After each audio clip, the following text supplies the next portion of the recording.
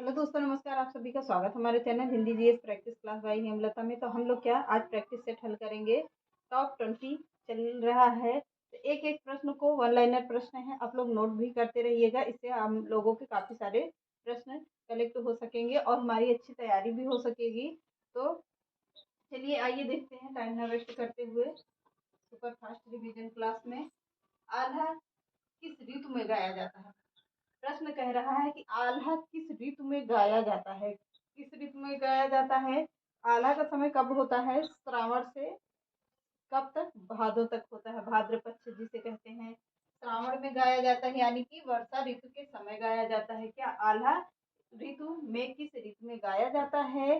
तो वर्षा ऋतु में गाया जाता है या श्रावण शुक्ल में गाया जाता है।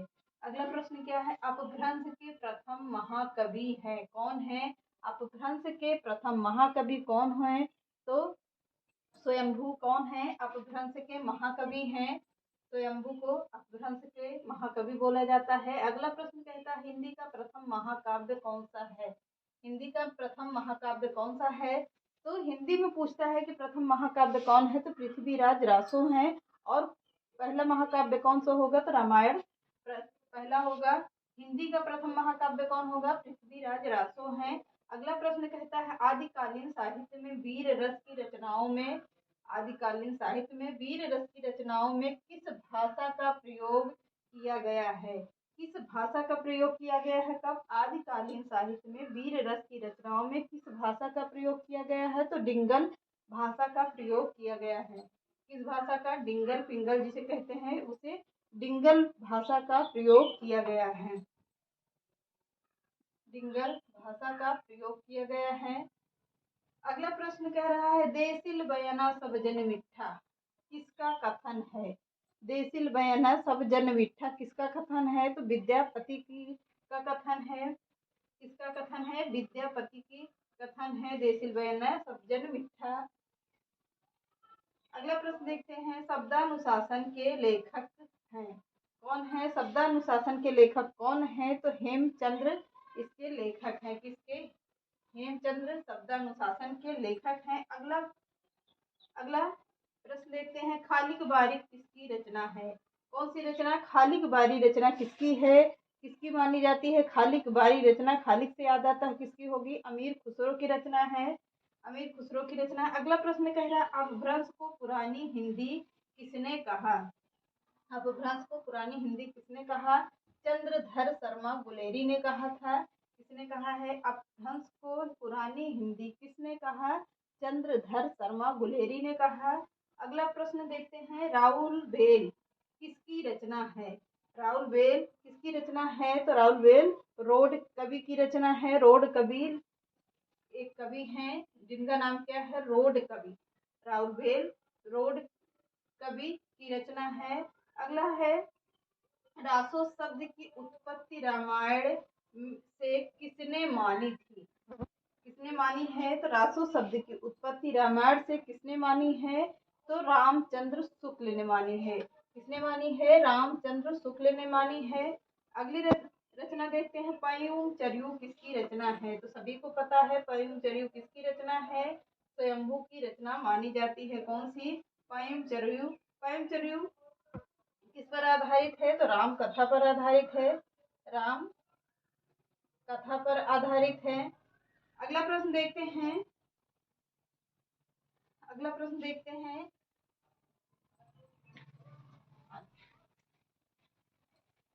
चलिए नोट करते रहिएगा साथ साथ में।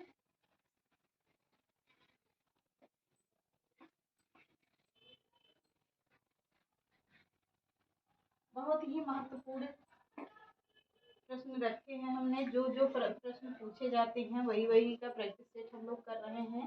तो चाहिए आप लोग वन लाइनर है तो आप लोग नोट भी करते रहिएगा साथ में। अगला प्रश्न देखते हैं पुष्पदत्त किस शताब्दी के कवि थे? अगला प्रश्न देखते हैं पुष्पदत्त किस शताब्दी के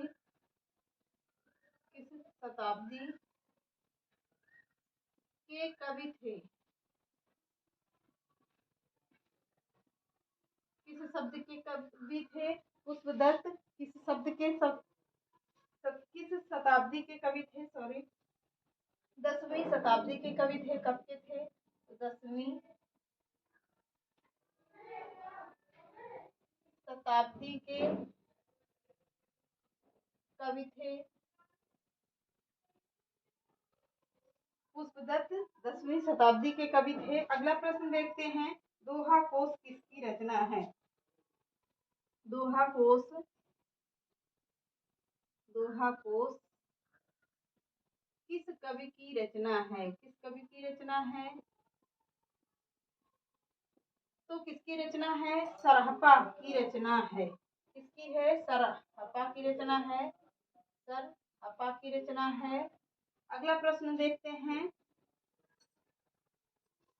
अगला प्रश्न देखिए, सरहपा शब्द निम्नलिखित में से किसके हैं? अगला प्रश्न, सरहपा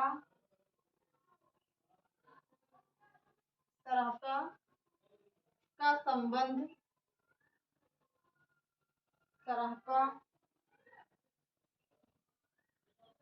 सरहपा का संबंध इसका सरहपा का संबंध किस निम्न में से किसके हैं? या ऐसे लिख लीजिए, सरहपा का संबंध किससे है? किससे है? तो किससे होगा? सरहपा का संबंध सिद्ध साहित्य से है। सरहपा का संबंध सिद्ध साहित्य से है। सिद्ध साहित्य से है। अगला प्रश्न देखते हैं, अपभ्रंश का मुख्य छंद है। अपभ्रंश का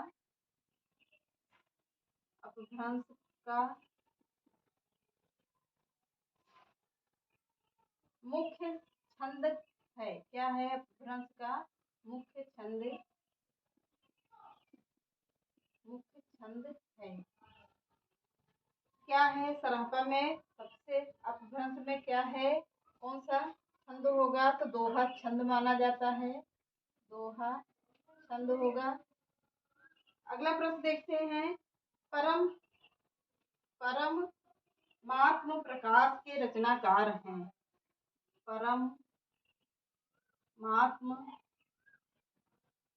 परमात्म प्रकाश के रचनाकार हैं। प्रकाश के रचनाकार हैं। कौन है? तो जो इंदु हैं।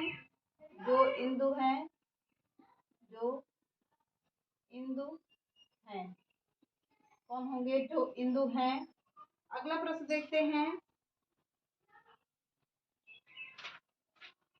रचना काल की, एक मिनट, कुमारपाल प्रतिबोध के रचनाकार हैं। किसके? कुमारपाल प्रतिबोध के रचनाकार हैं। कौन है कुमारपाल प्रतिबोध के रचनाकार? कौन होंगे? सोम प्रभु सूरि हैं। सोम प्रभु सूरि हैं। अगला प्रश्न देखते हैं, अंगबधू किस कवि की रचना है? अंगबधू किस कवि की रचना है? किस कवि की रचना है?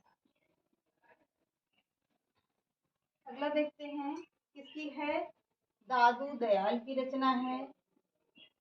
दादू दयाल की रचना है। किसकी? दादू दयाल की रचना है। अगला प्रश्न देखते हैं, सबरस के रचनाकार हैं। सबरस के रचनाकार हैं। सबरस के रचनाकार हैं मुल्ला वजही। कौन होंगे?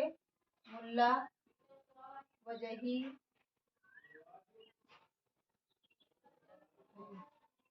अगला प्रश्न देखते हैं, हठ योग का प्रभाव निम्नलिखित में कवियों में पड़ा। हठ योग का प्रभाव हठ योग का प्रभाव निम्नलिखित में कवियों में से किस पर पड़ा? निम्नलिखित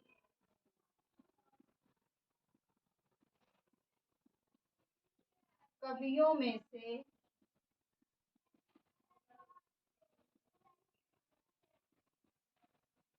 किस पर पड़ा?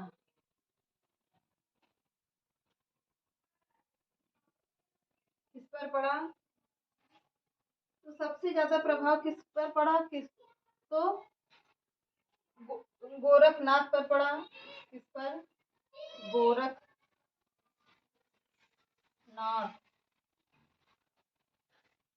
गोरखनाथ पर पड़ा। नाथ है। अगला प्रश्न देखते हैं। कुवलयमाला कथा के रचनाकार हैं। कुवलयमाला कथा के रचनाकार हैं। कथा के रचनाकार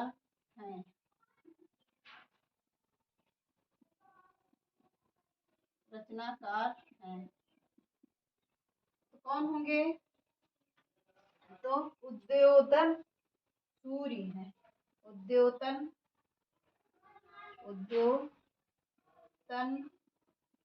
सूरि हैं। अगला प्रश्न देखते हैं। अद्दहमाण की रचना है। कौन सी है?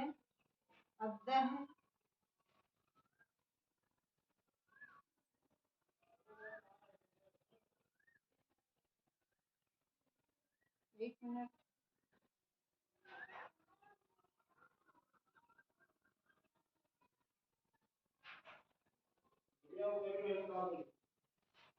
अंगवधू के रचनाकार हैं।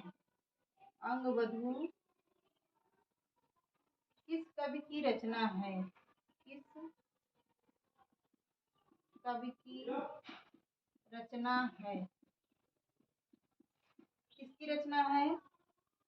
तो सोमप्रभु सूर्य की रचना है। सॉरी, ये हो गया है। एक मिनट।